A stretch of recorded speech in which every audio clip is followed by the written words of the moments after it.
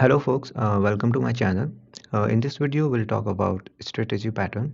So this will be the agenda for this video. We'll talk about the idea, then we'll take a look at UML diagram, and then we will do a code walkthrough.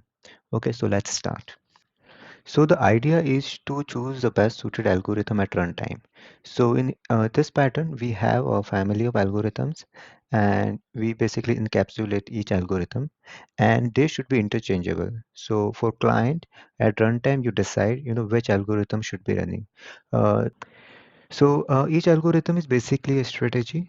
To take a real world example, let's take a uh, payment strategy. Now, this can be done, using different ways. So like you can do it using credit card, you can do it using debit card, or we can do it like another way is like PayPal. Okay, so so that is what we achieve using this pattern. So let's say for some clients we apply a strategy to be credit card, but let's say for some other set of clients we basically change it to debit card. So from client perspective, we should be able to interchange it. Another example that I'll be using in this video is notification. So let's say you have notification strategy.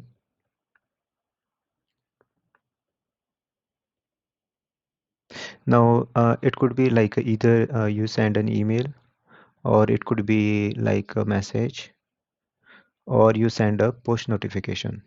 Okay, so each of one is a type of strategy.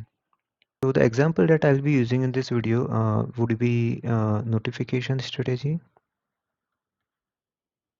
Now it could be of you basically send an email, or it could be a message notification, or you basically send a push notification. Okay. So let's take a look at the UML diagram. So what we will be doing, like for each like for each type of strategy, we will be creating a concrete class. So in this example, I have created a email notification strategy. Similarly, we create one for message and one for the push notification. Then we create an interface. It has a send method. So, and that we basically implement in these concrete classes.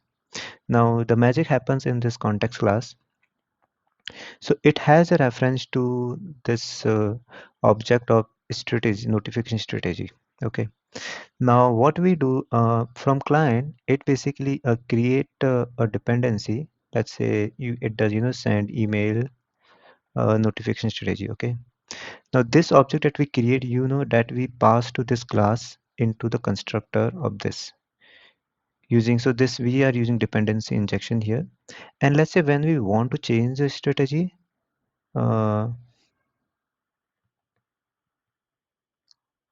let's say I want to send a message notification. So we call this set method, and then basically this reference to strategy is changed. And then when you call basically client call this send notification method, you basically calling the send method of the message notification. Okay. So now take a look at the code.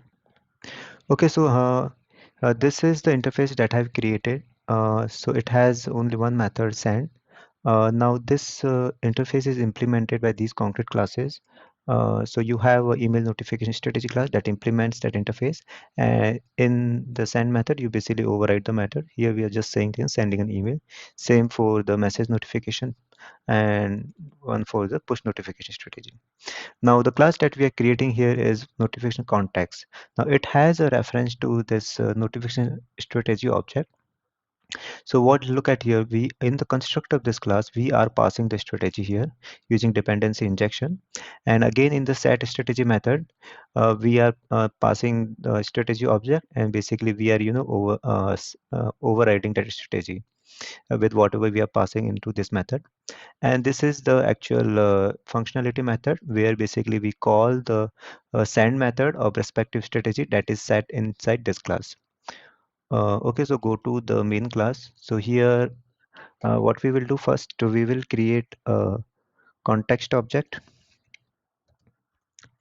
So new, and in this, we have to now pass the strategy object.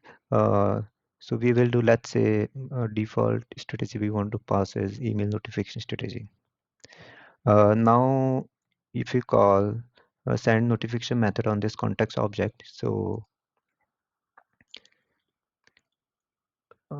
okay, so we have sent an email.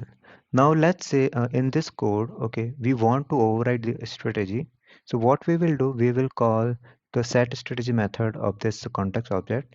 And let's say now we want to send a push notification. Okay. And okay, so we have passed this object. So in the constructor, we are passing this, sorry, in the set strategy method. So go to the context class. So now here you are overridden the strategy. Now if you call the send, sorry, notification, then you will see that we should be calling the push notification. Okay. So you see, like at runtime, we are able to change, we are able to basically pass the appropriate strategy. And again, let's say if we want to overwrite it, so that also we are able to do using the setter method. So these are called like constructor injection, and another one is called setter injection. So that we have used to achieve this goal. Okay, so let's take a look at this class diagram again and see like what solid principle we have applied in this pattern.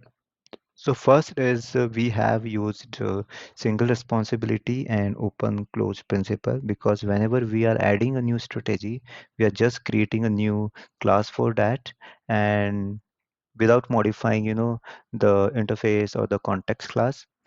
Then we have used the dependency inversion principle when we are basically injecting this dependency into the context class. So that's about the strategy pattern. Uh, I hope you like this video. Thanks for watching.